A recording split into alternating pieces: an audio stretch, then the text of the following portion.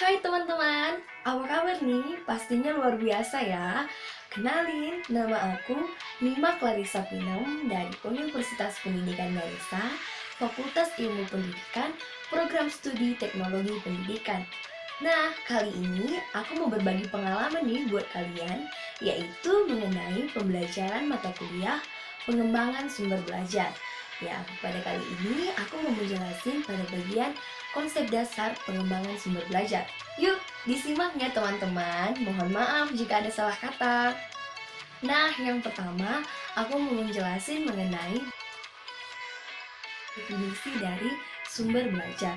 Maksudnya yaitu adalah segala sumber, baik itu wujud data, orang, maupun wujud lainnya yang dapat digunakan, baik itu secara terpisah maupun kombinasi.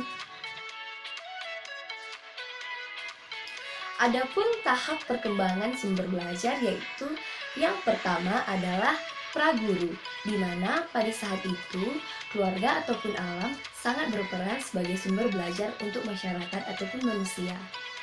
Yang kedua yaitu adalah guru sebagai sumber belajar. Maksudnya yaitu pada saat itu guru itu dapat diartikan sebagai orang yang dianggap bijaksana. Contohnya seperti pendeta, kiai, dan lainnya lagi. Dan mereka-mereka itulah yang dianggap sebagai sumber belajar. Yang ketiga adalah sumber belajar dalam bentuk cetak. Contohnya seperti buku, koran, majalah, dan lainnya lagi. Dan tahap yang keempat yaitu adalah sumber belajar didesain dan dimanfaatkan. Maksudnya yaitu di mana manusia yang sudah pandai dalam mendesain ataupun menciptakan sumber belajar seperti laboratorium, perpustakaan, dan lainnya lagi sudah dapat digunakan dan dimanfaatkan oleh mereka sendiri.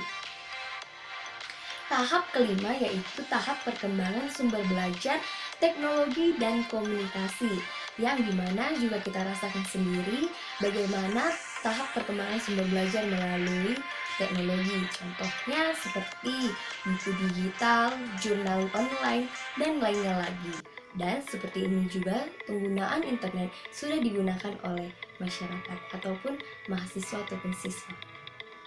Selanjutnya kita akan membahas mengenai jenis-jenis sumber belajar.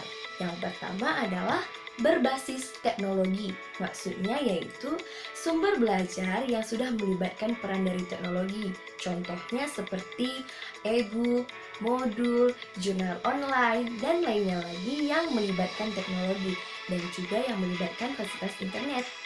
Dan yang kedua adalah melalui organisasi kemahasiswaan, di mana hal itu dapat kita terima ataupun dapat kita mengambil pembelajaran melalui ormawa-ormawa, contohnya seperti HMJ, BEM, dan lainnya lagi. Dan yang ketiga yaitu dari masyarakat. Maksudnya yaitu contohnya seperti lembaga-lembaga swadaya masyarakat yang diciptakan oleh masyarakat untuk masyarakat juga. Contohnya seperti kursus menari ataupun kursus menjahit. Selanjutnya yaitu adalah ciri-ciri sumber belajar. Yang pertama yaitu memiliki kekuatan ataupun daya tarik oleh masyarakat ataupun mahasiswa untuk mempelajarinya ataupun menerimanya. Yang kedua yaitu memiliki peranan ataupun memiliki kegunaan untuk merubah tingkah laku agar menjadi lebih sempurna ataupun menjadi lebih baik lagi. Selanjutnya, kita akan membahas mengenai fungsi dan peran dari sumber belajar. Pada bagian yang pertama, kita akan membahas mengenai fungsinya terlebih dahulu. Fungsi dari sumber belajar ada beberapa. Yang pertama, meningkatkan produktivitas pembelajaran, karena di sini sumber belajar berfungsi untuk membantu guru. Yang kedua, memberikan kesempatan kepada siswa, karena dengan penggunaan sumber belajar, siswa juga dapat menggunakannya secara individual, dan karena itu siswa juga dapat memberi kesempatan untuk mengasah kemampuan dan keterampilannya. Yang ketiga yaitu adalah mengadakan ataupun menyajikan dasar ilmiah pada proses pembelajaran, di mana maksudnya dalam pembelajaran diberlakukannya proses penelitian ataupun observasi, contohnya seperti penelitian di laboratorium.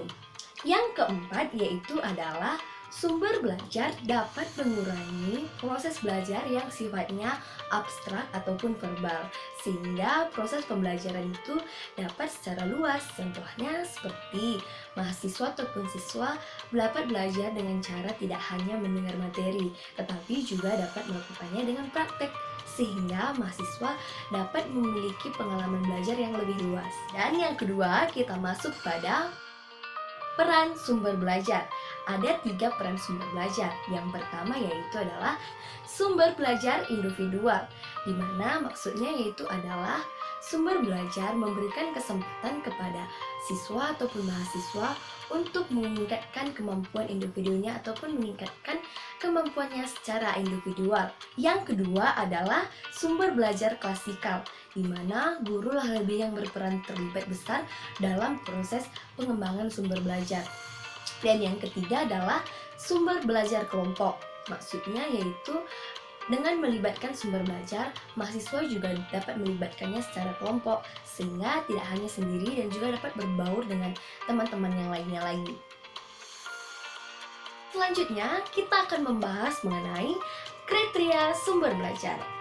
Yang pertama yaitu kriterianya adalah ekonomis. Maksudnya yaitu sumber belajar itu dapat digunakan sesuai dengan kebutuhan ataupun sesuai dengan dana alokasi yang ada, sehingga tidak memberikan pembebanan ataupun tidak merugikan yang lainnya. Yang kedua adalah praktis dan sederhana. Maksudnya sumber belajar yang ada harus memberikan kemudahan bagi siswa ataupun penggunanya, sehingga sumber belajar itu tidak membingungkan untuk dikerjakan ataupun dilakukan.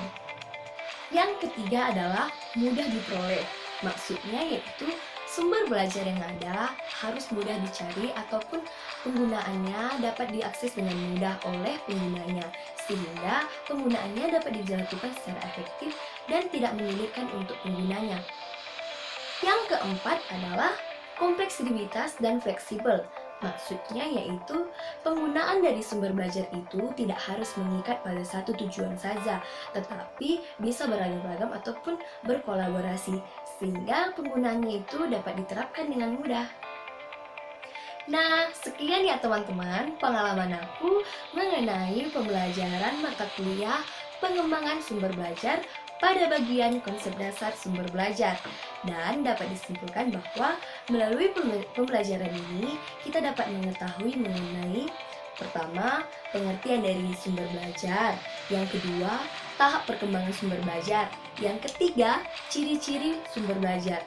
Yang keempat, fungsi dan peran sumber belajar. Dan yang kelima adalah kriteria sumber belajar. Nah, sekian ya teman-teman. Semoga melalui pembelajaran ataupun pengalaman aku ini dapat menambah ilmu teman-teman juga. Terima kasih.